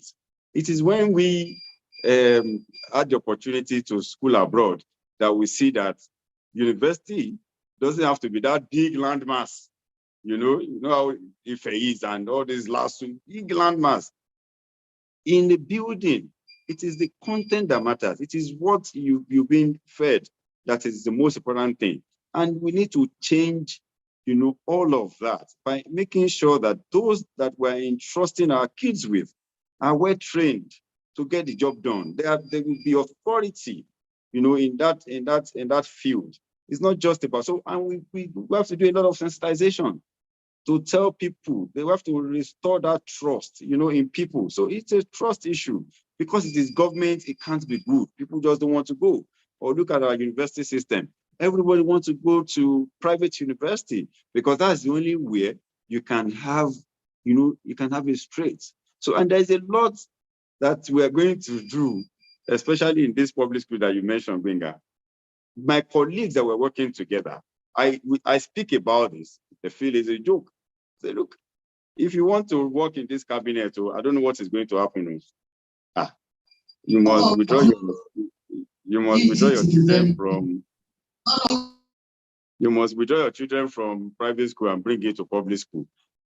And then all of them were like, I said, well, one thing that I know, if your kids are schooling in the Jeshatedo High School, and the kids in question get back and say, Daddy, our toilet in that school is bad, you go and fix it. Or you come back to the office and make your government fix it. Maybe we should try that way. Everybody is saying, some are saying they have divorced their wife, taking charge of their children. But seriously, we need to get something done that will compel us to do the needful and have a taste of what we are feeding the people.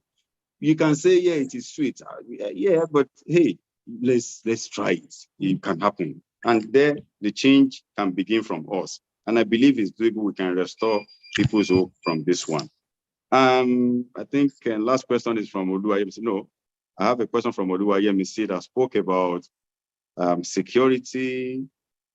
She wanted to know the project that I've embarked on before now, where I've done little, not much, but I know since 2011, I've been sponsoring people because for me, it's about education because I know how I got here. If not for education, I'll probably still be in Mushi, one of those, but for education, that's why I take people out, try to send them to school. And in my own case, it's not a scholarship that will end after 1 year. It takes them through the university days. I have a lot of them in LASU. Some are graduating, some are still there, some have graduated. And today, that's something that I've done. If you check it, you will see it because I believe so much in what to give to you. The moment you have what I have today, nobody can take it from me. And that's the thing. If all these leaders, all these where we're coming from, they can't take the fact that I'm exposed from me. They can't tell me to sit down. I will ask why. You can't tell me not to aspire. I will say why. They've called me name. They said I was over ambition. I said, look, if you are in life and you don't have aspiration, then you are dead. So that is why we're here. And I think we should pass that on. You spoke about security. And securing Lagos shouldn't be a rocket science. I've spoken about this before, and I'll give you an example. I spoke about, traffic robbery, which is rampant in Lagos. You see people breaking your glass, taking something from the car, and all of that. We have this all the time in Lagos. And I said, there is solution to that. And I'll give you an example of that solution.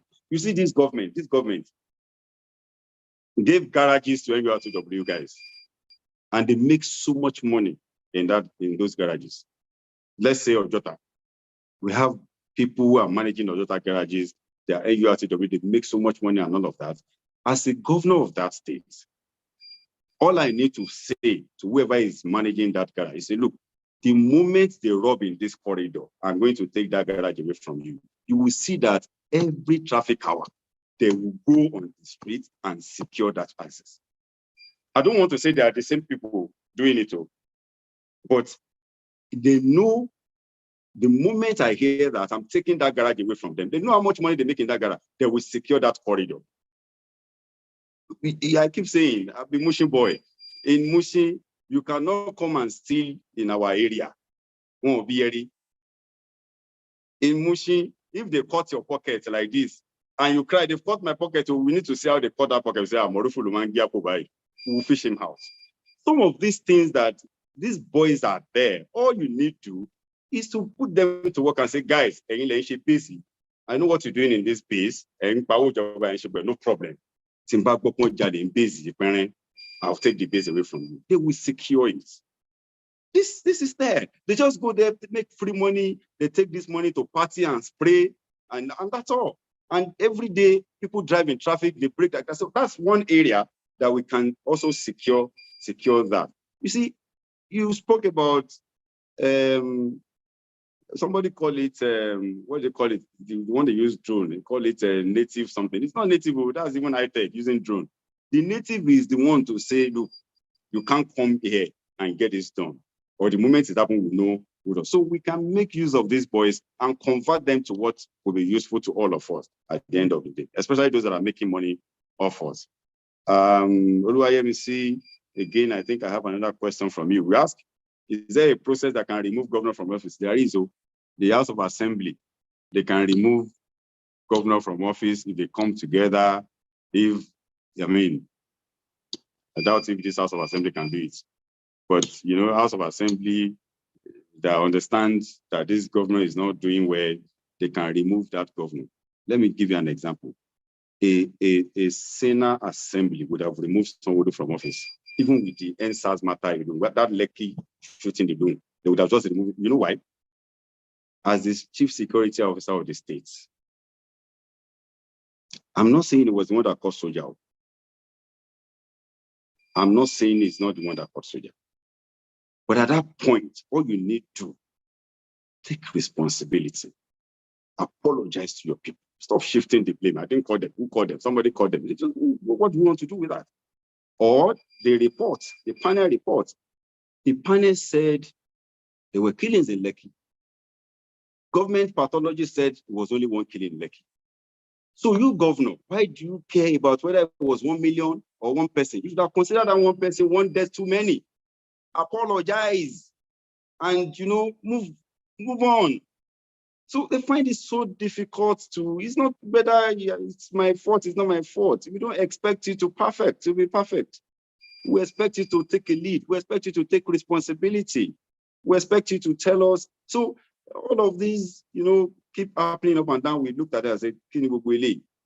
But again, you can't blame the young man because somebody is telling him, why do you have to go and say this? Go and say something else. So he was jumping from one media to the other, saying different things at a time. Governor of Lagos State. So my sister, we'll get it right in 2023 with PDP government.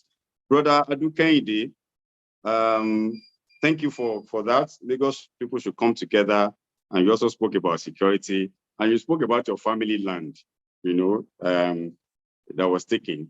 I hope there's compensation. And if it's the land they put Lekki free zone, I want to believe that, we'll consider that a good investment for the state of Lagos, which has produced so many, employment generation.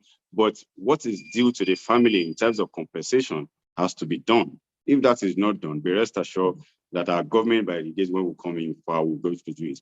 Because we will not frustrate that project because of anything. We want more people to come. We need such a project also in Badagi division.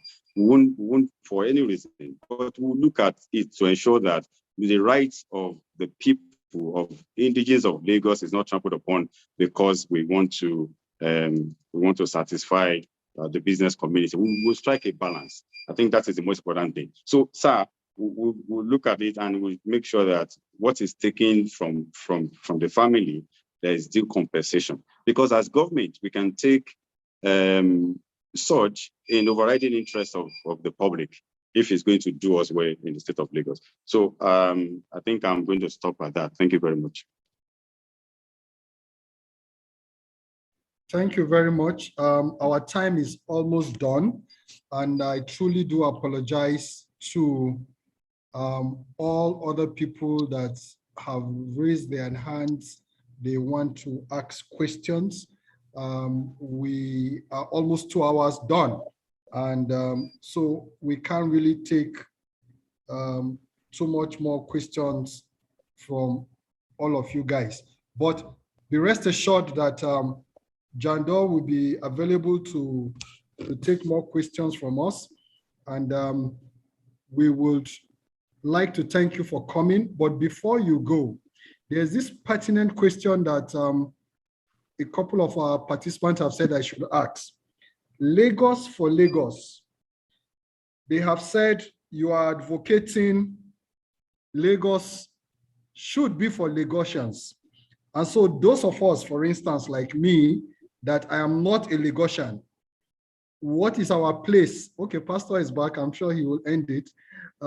What is our place in Lagos?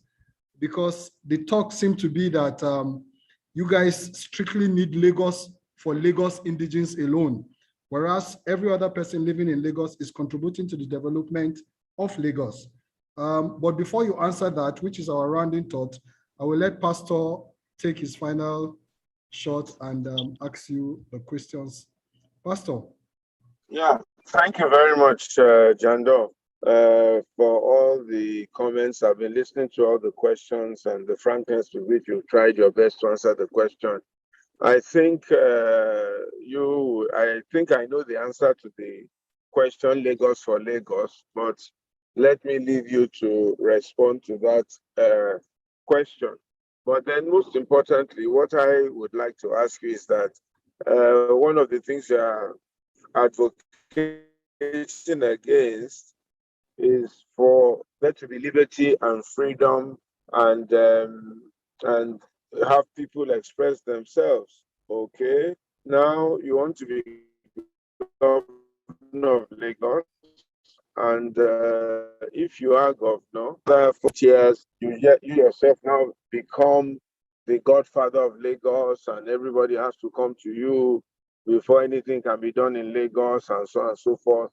And then we are just back to square one, or you are going from one thing to the other. And what you yourself have said that you are against, you now become the advocate thereof and the establisher thereof. That's my thinking. And then just to have you give us your closing comments, and we can close the meeting. Again, like Pastor Sonny has said, I do apologize that we're not able to take everybody's question. Maybe what you all are saying is that you want us to bring Jandor back, and maybe he would find time within his own schedule. He's very busy right now doing what he wants to do, to see if we can bring him back and then have you all ask as many questions as possible. If anyone also knows anybody running for office in Lagos, in Nigeria, presidency, anybody that would like to feature on the platform, it's an open platform.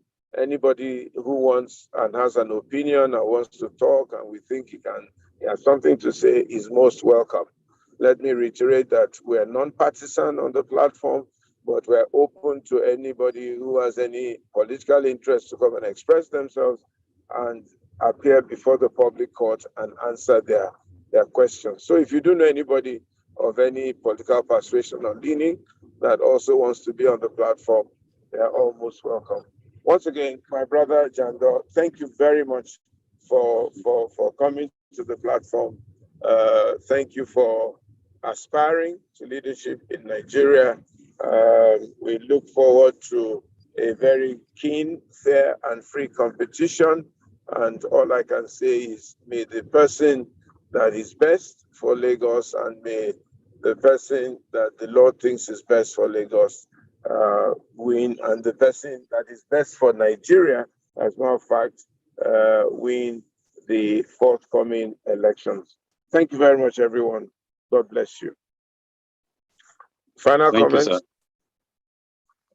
All right, thank you, sir. I think I need to answer the Lagos for Lagos question, and then I'll come back to your godfatherism of a thing thereafter. So Lagos for Lagos, it's a mantra that's got everybody's expression embedded in it. And then come back. Okay? It's a mantra that's got everybody's expression embedded in it. Either you are of the Igbo extraction, either you are from Arewa, or you are non-Lagosian, or from anywhere. because it simply means in Lagos that we work for Lagos, because we believe Lagos hasn't worked for Lagos. It has only been working for a privileged few, and or probably one man who decides who governs us, who is the legislator, who is the king in my village, who is the councillor in my ward, who is this. But this time, we want a Lagos that will work for everybody in Lagos, irrespective of where you're from. That is why in our movement, we have the Igbo group in Lagos for Lagos. Do you think they will join if they know the meaning of Lagos is to send them packing when we get to office? No. They know that it's in Lagos that will ensure that in their own market, like Aspirant, like Alaba International Market, Ladipo Market, what we give them is one of them to be the leader of the market, not an ideology, not a babology who don't understand the nitty-gritty of their trade, who don't even speak their language. Okay, that is their own understanding of Lagos. That's their own expression of Lagos for Lagos. They know Lagos for Lagos is a Lagos that will not come and be closing their market at will. Why would you want to close your market at will? Because we believe some of you live on daily earnings. If there is something you have done wrong as a market people, the government can sanction the executives of that market to serve as deterrent, put a levy or something, but not closing the market. My mother used to be a market woman. I know the tomorrow market that she will be planning to go. There's a customer that is coming that is bringing money for her. From the money I'm going to hit, she's going to give me a little to go to school. And suddenly she's getting to the market and the market is closed. Then you have killed my mother for that day. So this will not happen under our own watch. We'll make sure we sit on top, because we will have a market board up there that will oversee all of these markets. Either it's an Igbo market or it's a one market. So that is their own expression as embedded in the Lagos for Lagos. It's something they've never enjoyed. They want to enjoy it now. Or how do we reconcile the fact that yes, because they are Igbo, they are in Lagos, they buy land or property that we sold to them. And the government is being reluctant to give them CFO. We sold our land. We must give them and CFO and say, okay, take it. And then so that's their own expression embedded in that Lagos for Lagos. So they want to have a Lagos they can as well call their own. That is the meaning of Lagos for Lagos. It's not speaking to indigenous Lagosian alone. Yes, we have our own expression also embedded in that Lagos for Lagos, because we also are saying, well, there is nothing wrong in one of us taking, I think we should have that right of first refusal to say, look, that's number one position. It should be left with us. We want one of us to be there and none of that. And choose who is going to be our Oba in our own village. We have ruling houses. We have those that will make, it's not one, if somewhere saying, I've chosen XYZ for you. No, we also want our Lagos to work for us in that aspect. And the Arewa people too want their own Lagos to work for them. The Igbo people that are joining us, they want to have few of them, not like we have currently in APC government that is just one of them that has been representing them for the past 23 years. You know, same with Arewa, it's just one name, Joe Igbekwe and Kabiru. But this time they're asking, what about our own children? What about us? Are we going to serve these people till their kingdom come? Lagos for Lagos has given them that opportunity to say, you know what? If we see a material from your children, we will also deploy them to be part of your Lagos. So everybody, it's a Lagos of everybody. It's not indigenous agenda alone. But the status quo, goes to town to speak about that. And you won't, you know why? It is because it is guilt that has informed them taking that position to tell people it means Lagos for indigenous Lagos. That's Lagos for Lagos. Finally, PI spoke about godfatherism and all that. Won't I turn to that, blah, blah, blah. Where I know, I believe, I won't turn to such. But if I eventually found myself there, God forbid, I believe there will be another Jandor that is going to kick my ass out of that. Thank you very much. Thank you very much for finding time to be with us today. We truly appreciate the time you have spent and the frankness with which you have answered most of our questions. We do still have a lot of people wanting to ask questions or make contribution. but it is 7 o'clock on the dot, and we try to keep to a 2-hour time limit so that we can all go and do some other thing. So we want to say thank you very much for finding time to share with us. We wish you all the best in your quest to get your party nomination. And if you do succeed at that, we also wish you luck at the general election come next year. For everybody that has joined today, we thank you very much for joining us. Please, let's keep the engagement going. Let's be politically sensitive and active. This is not the time, like Mrs. Ajayi said, to remain on the fringes. Everybody should get involved in one way or the other. And Jandor, how can they support you? How can they reach you? Do you have your website? Do you have anywhere you can refer them to go and further check you out? Yes, we have our website, www.lagosforlagos.com. And we also have my personal website, Abdul-Azeez There, I mean, you can even support us from there and assist us with token. We know there are money bags, but we believe our 1 naira can make the difference. Trust me, if you pull it together, we can defeat them with our little points. But if you go on their website, there's link for you to do that. And if I have anybody helping me, we have an account details for Lagos where you can put your 1,000 naira, your 2,000 naira. It goes a long way in getting us to where we want to go. Thank you very much. All right, thank you very, very much. There you have it. He has told you you can go to his Lagos for Lagos website, and I'm sure you get more information about him and you can engage with them on the platform. So everybody, thank you very much. God bless you for coming on the program. Enjoy the rest of your evening. This time next week, we shall be on again with another very, very, very interesting guest, maybe a presidential aspirant, but we need to engage all the people that are vying for offices and find out what they want to offer. So thank you all very much. God bless you. Have a pleasant evening. Jandor, God bless you.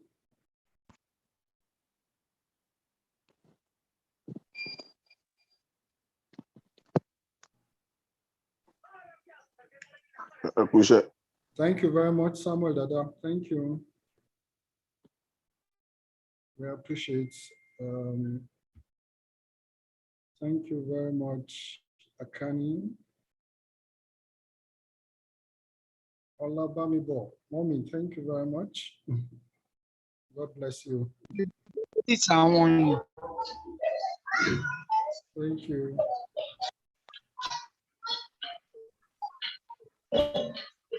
So moderator, Lily.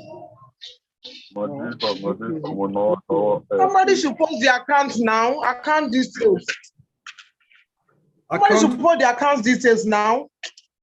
Somebody should post it. All right, Jandor, if you can hear them, you can post the account detail. Otherwise, you can go to his website. I'm sure if you go to his website, you can find it there. It's on his website. Okay. The best way is to post the account. How many people will go to the website? How many people have access to the website? That's why post the account. If the portals are there, writing, attacking people, instead of to think something better. You guys are joking. Okay, we posted now. Yeah, please, before you go, I would just only want to advise next time, because we have a lot of members to share. And if you allow the viewers to spend too much time, it won't be okay at all. I'm calling from